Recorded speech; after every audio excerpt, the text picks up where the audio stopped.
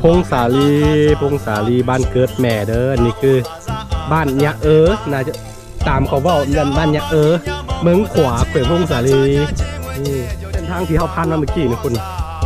ณเด้อ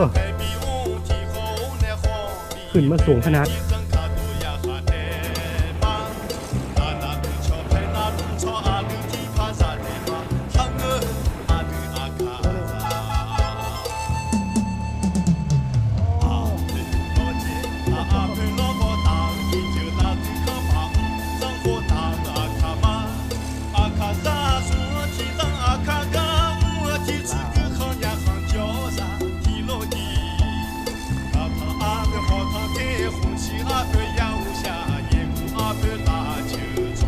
คนอันอาคาหลวงน้ำทาเนาะอันนี้แหละเป็นอาคาพงศรี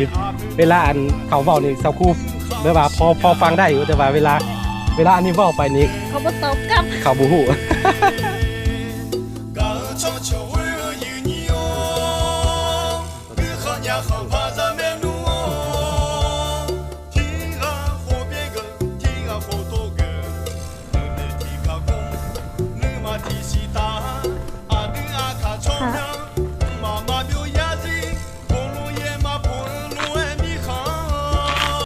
สบายดีทุกคนยินดีต้อนรับเข้าสู่ช่องอาคาน้อยและตอนนี้เราอยู่ที่ปากน้ำน้อยเมืองขวาแขวงพงสาลีเด้อตอนนี้เราจะหาวิธีเข้าขึ้นไปยังหมู่บ้านตัวนั้นเนาะเขาว่ากันว่าจะเป็นหมู่บ้านของชนเผ่าอาคาซึ่งเราได้สอบถามทั้งชาวบ้านที่มาไข่เครื่องอยู่นี่แล้วบอกว่ามีเนาะสามารถเอารถจักรเข้าไปได้เนาะซึ่งเมื่อประมาณ8-9 ปีที่แล้วเนาะค่อยเคยผ่านไปมาอยู่แต่ว่าบ่เคยเข้าไปนะตอนนั้นยังบ่ทันมีเส้นทางเถือแต่ว่าณตอนนี้มีแล้วเนาะเห็นนิดนึงเห็นหลังคาบ้านพูนอยู่เขาอยู่ภูพุ่นหน่อยเห็นบ่กูเขาเอากล้องโกโปรถ่ายแล้วก็บ่สามารถซูมเข้าไปได้หรอกแต่พูนเนาะเขาบอกว่าเส้นทางที่จะขึ้นไปยังหมู่บ้านตัวนั้นต้องนั้นไปทั้งพี่ไปทั้งอันเป็นก็เส้นทางไปเวียดนามเนาะคืออยู่นี่สิบอกให้ฟังเด้อปากน้ำน้อยตัวนี้เนาะเวลาเดินทางไปมาเขาจะมาแม่กินข้าวอยู่นี่เวลาที่ออกมาจากแขวงพงสาลีบอหรือว่าออกมาจากดินเวียนฟูแขวงเวียดนามแขวงเวียดนามประเทศเวียดนามเนาะเขาจะมาแวะกินข้าวอยู่นี่เนาะเป็นจุดใจกลางจุดแปลว่าแวะพักของคนที่เดินทางไปมานะนี่คือปากน้ำน้อยเนาะเมืองขวาแขวงพงสาลีโอเคตอนนี้เราจะเดินทางไปยังอันหมู่บ้านอาคาตัวนั้นเนาะเดี๋ยวซีท้ายบรรยากาศ2 ทางให้ทุกคนได้หับได้ชมกันอีกเทื่อนึงเนาะติดตามกันไปเรื่อยๆเด้อทุกคน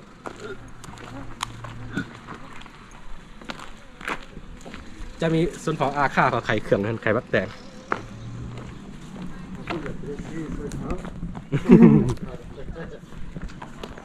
ลงปิดปาด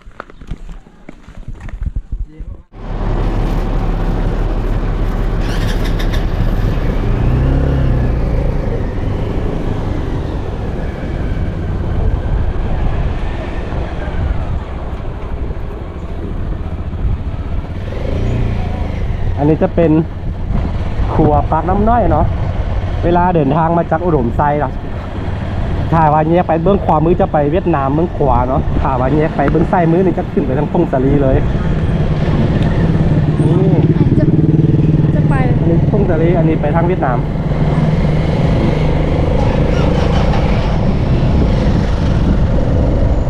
ทางนี้จะมี2 เมืองเนาะเมืองขวาแล้วก็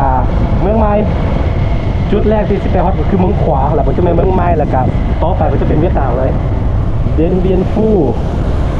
ตอนนี้คือเข่าซีเดินทางนี่ไกลมาแล้วโอ้ตกใจมั้ยเอาซีขึ้นไปยังบ้านของอาคากันบู๊ว่าเป็นได้ไหนโอ้ขวาโอ้กล้าไปบ่จับดีๆด้วย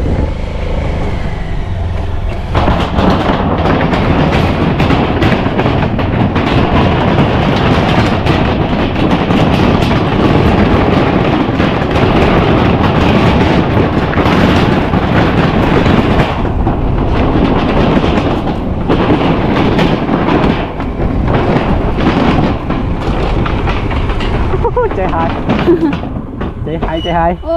รถใหญ่มากบ่ได้ คือรถใหญ่บ่สามารถเข้ามาได้เนาะมีแต่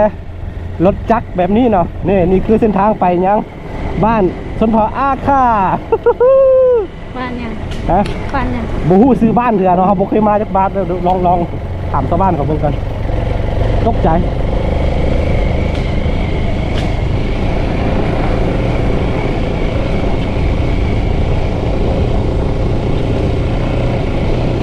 โอ้ไม่สัก โอ้นี่คือเส้นทางไปบ้านคนเด้อเด้อ บ้านอาค่าไอ้ยะ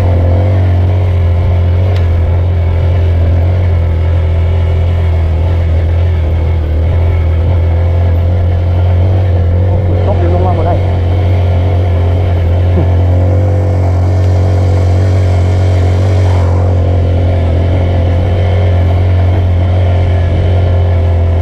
โอ้ อ้าวตกใจหมด นี่ยังคือคงจะนี่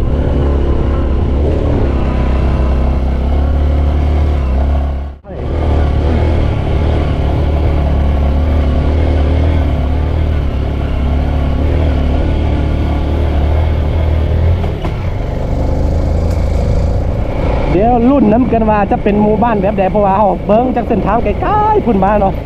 คือว่าเป็นหมู่บ้านกว้างพอสมควรเนาะสักครู่เนาะนี่เป็นนี่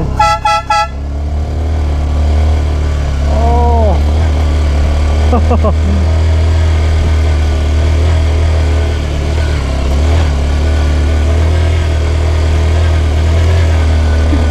อรถแม่เด็กคนนี้ว่า คือสมมติว่าเขามีรถใหญ่มารถใหญ่เนาะโบสามารถมาได้เด้อมันเพราะว่าโบสามารถเอากลับขึ้นมาได้โบเจ้าจะได้ รถสามารถข้ามหัวได้ โบสามารถเอาเข้ามาได้นะโบมีเส้นทางเลย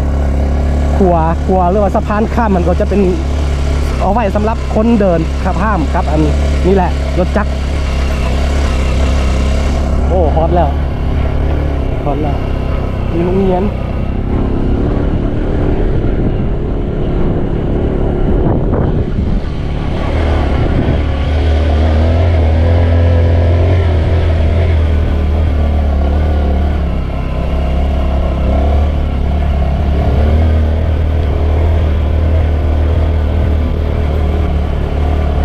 เจริญอันนี้ดีดอยแล้วล่ะเจริญ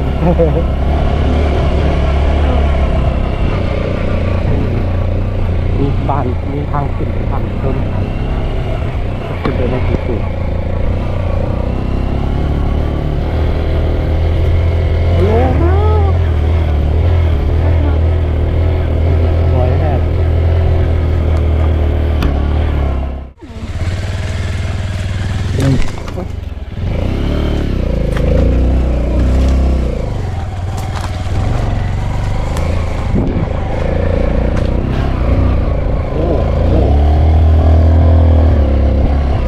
ตกเลยลงมาได้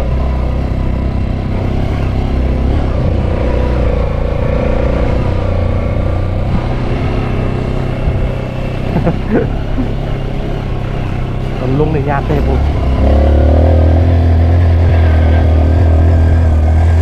ตอนลงในยากเลย ไปสวนที่เลยนะ มีทั้งเป็นโซนเต้แมนแท้ๆเอาต้องเป็นสวน อะไร ตอนนี้คือมาผิดทางแล้วก็ มันขึ้นดอยโพธิ์นะย่านก็เลยให้อาคารน้อยลงไปคนเดียว โอ้โหตาย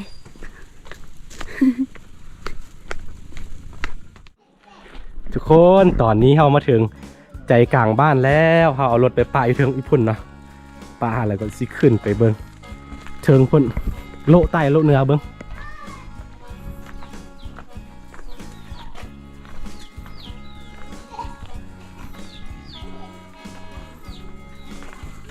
โอ้ตัวแดะเด้ตัวแดะ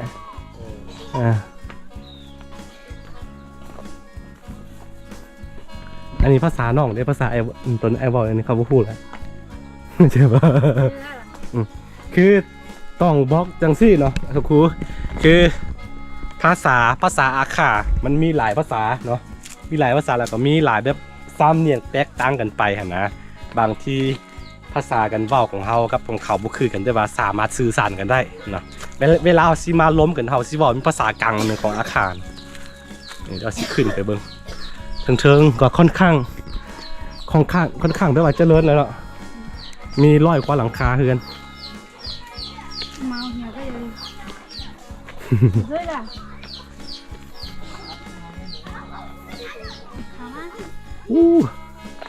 เสียวแต่ว่าบ้านหาก็คือเวลาฝนตกนี่เดินทางมาได้เลยเนาะน่าจะยากเดี๋ยวสิขึ้นไปพุ่นเราสิซูมวิวกันน่าจะเห็นเนาะได้ป่ะเพราะว่าค่อนข้างสูงขนาดเลย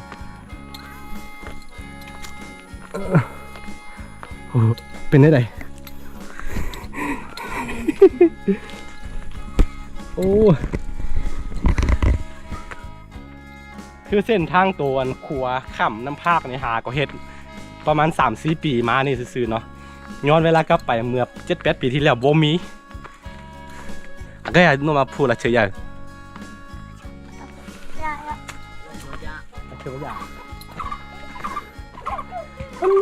ความสูง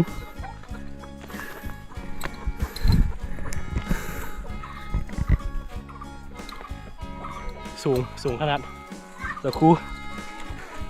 มาตอนลงเนี่ยบ่แน่ใจว่าซีซอนไทยได้บ่แน่ใจคือกันเด้อค่อนข้างสูงเกินอัลโหลเฮ้ยสูงขนาดเป็นนี่เดี๋ยวเสียวสันหลังขอบอก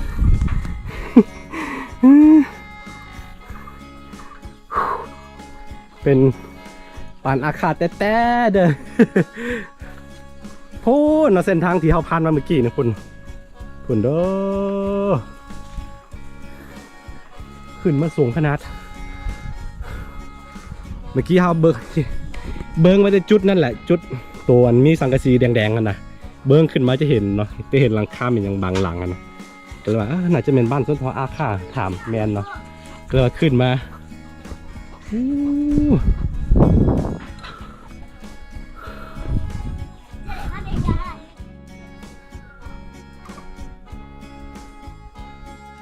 ที่ปูมาล่าเขาเลยล่าดีดาเขาละกายล่ะเดี๋ยวสิย่างอ้อมไปเรื่อยๆเลยกะหาบรรยากาศวิวงามๆให้ทุกคนได้เบิ่งกันนี่ต้องมันแบบพงสาลีมันจะขึ้นซื้อเรื่องภูเขาสลับซับซ้อนแบบนี้แหละเป็นได้ภูเนาะ 70%บ่มา70แบบประมาณ 80% เป็นภูสลับซับซ้อนแบบนี้หมดนี่คือบ้านอาคาบ้านอย่างเมื่อกี้เขาบอกนะบ้านอย่างก็มันเนี่ยสิวะบ่เข้าใจภาษาเขาแบบว่าแบบหาบ่ได้เห็นตัวหนังสือเขียนไว้หาแล้วเนาะบ้านที่ขึ้นมาจากในเส้นทางหลวงนั่นแล้วก็เบิ้งขึ้นมาจะเห็นสูงโอ้สักครู่เป็นยังไงพงศาลีในฝันพงศาลีแล้วดิเอาพงศาลีเอาเมืองขวาเลย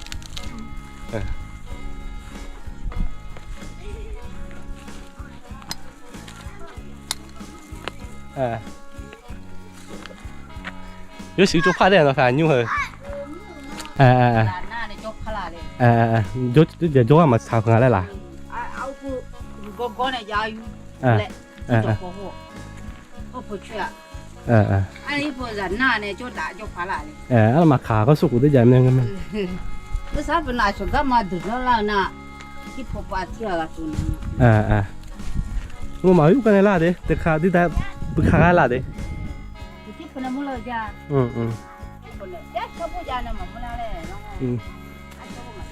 ไม่เท่าบอกว่าเมื่อก่อนเขาจะอยู่ด้านโล้มพุ่นแล้วก็ลูกหลานมักเจ็บเป็นตลอดเขาเรียกว่าใหญ่ขึ้นมาคือความเสือเขาลูกก็มาล่ะอ๋อ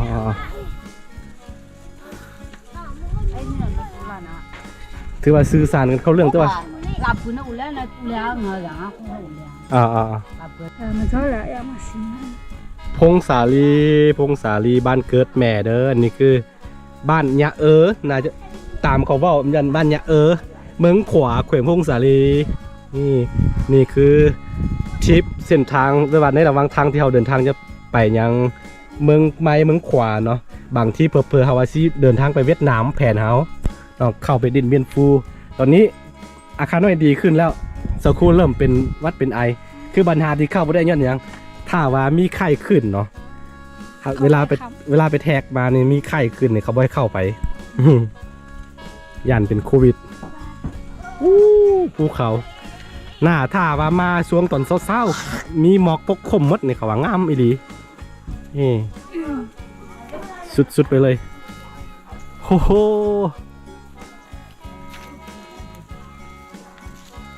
ถ้าเทียบว่าฟังไทยของน่าจะแบบจับแบบว่าสไตล์เดียวกับ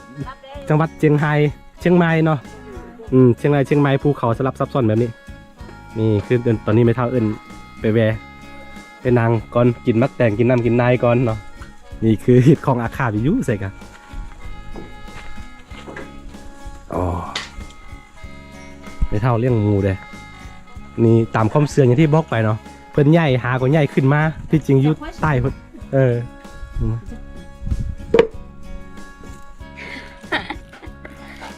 นี่คือมักเมื่อวานน้ำใจ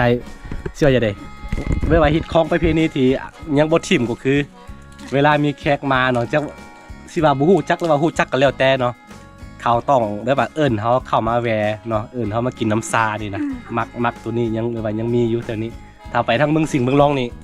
โบเคยเห็นละโบเคยแบบว่าโบเคยละเพราะว่าเขาก็จะเปลี่ยนไปตามแบบว่า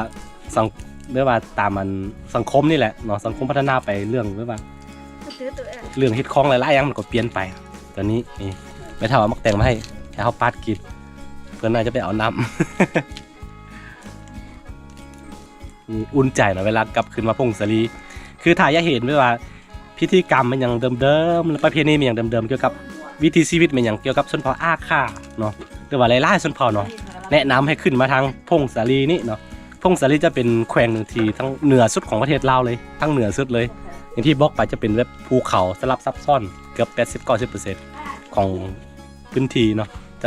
จะกลุ่มเอาแบบว่าจะเป็นพื้นที่ภูเขาแบบนี้หมดเนาะบ่มีทุ่งเพียงนะนี่ไม่เท่าเอานำมาให้ละ所对呢有那样啊，那可嘛好了呢，胡子呀，น้ำซา有那个抽烟那胡子呀，你们在没他就胡子呀呢。อยู่รับไพ่ล่ะ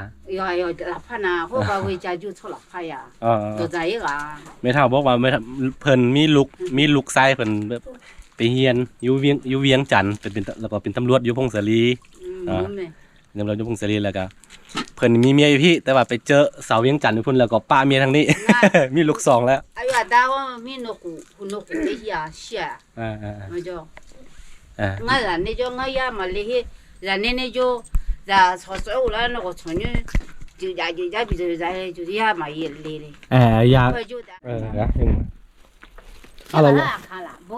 อาคาแม่มือเสียอยู่อาคาน้ำท้ามือเสียเนาะเสียยังค่ะตอนนี้เรากำลังเดินทางกลับไปเนาะความแผนของเราว่าสิ เดินทางไปยังเมืองใหม่มือนี้ให้มันฮอดบ่แต่ว่าโบแน่ใจว่าเสาคู่นี่สิเป็นบ่เป็นเต้เมื่อกี้เมื่อยแล้วก็หายใจบ่ออกเสาคู่บ่สบายเด้นะเดี๋ยวนี้ดีขึ้นละพักผ่อนแล้วกันเอาหน้าถ้ามื้อนี้น่าจะบ่ฮอดเมืองใหม่ดอกแต่ว่าสิไปนอนอยู่เมืองขวาเอาเมืองขวาเนาะอันนี้บ่ขึ้นกับเมืองขวาแต่ว่ายังบ่ฮอดตัวเมืองเถอะห่างจากนี่ไปประมาณ60กิโลนี่บ่จักเนาะเดี๋ยวลุ้นน้ำกันโอ้ยมักภูเขาเนาะตื่นมาแล้วก็ปานมาเดี๋ยวไปเที่ยวตลอดอ่ะนะโอ้สุดเลยสุดไปเลยสวยงามพอฟังออกได้แต่ว่าเขาไม่เข้าใจน้องบอกเลยนี่คือปัญหาของสาวคู่ก็คือน้องบอกไปเขาไม่ตอบกลับสาวคู่เนี่ยเป็นคนอันอาคาหลวงน้ำทาเนาะอันนี้แหละเป็นอาคาพงศาลีเวลาอันเขาเว้านี่สาวคู่แบบว่าพอฟังได้อยู่แต่ว่าเวลาอันนี้เว้าไปนี่เขาบ่ตอบกลับเขาบ่ฮู้ หายเลยพ ว่ามันจะมีอันหนึ่งตังได้นึงแต่ว่าคือเฮาฟังออกได้แปลว่าเกือบทุกอาคารเลยเนื่องจากว่าเฮาอยู่น้ำกันล่ายนะอยู่พงศาลีก็เป็นบ้านแม่โอดมทรายได้น้ำทาได้เฮาก็คุ้นเคยหมดก็เลยว่าสบายในการสื่อสาร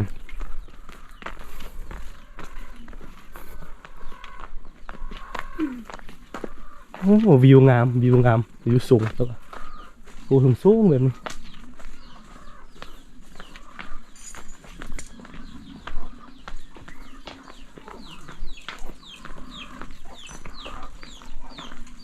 นี่เห็นบ่จานดาวเทียมคือหลายคนสงสัยว่าเป็นอย่างแบบคนเราเกือบแบบ90%นี่หู้ภาษาไทยเป็นอย่างนั้นนะขนาดคนมันนอกมันนาแบบนี้เขาหู้หมดย้อนเนี่ย มันนอกอะไรเขาหูไรกว่า เขาใส่ทีวีไทยนะก็เบิ้งคืออันอยู่ไทยอันแหละเนาะเขาก็เบิ้ง2 7 2 3 2 5เบิ้งละครไทยนะทีวีไทยหมด ก็เลยว่าหู้เนาะมันจะซึมซับไปในตัวของมันเองเลย ลงดอย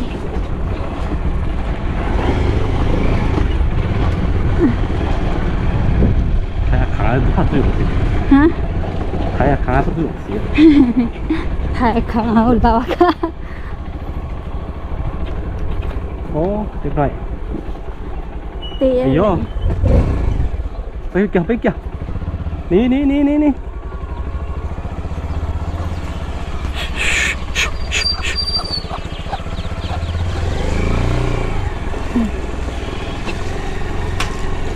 ก็ต้องใช้ให้เห็นนะโอ้ Amazing Thailand Amazing Laos ระวังเด้อ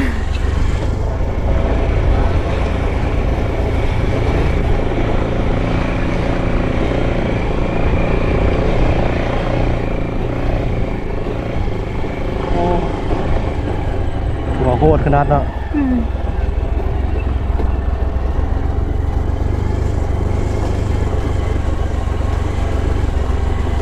เอาเพอมันสมมติว่ามันเจือนลงเขื่อน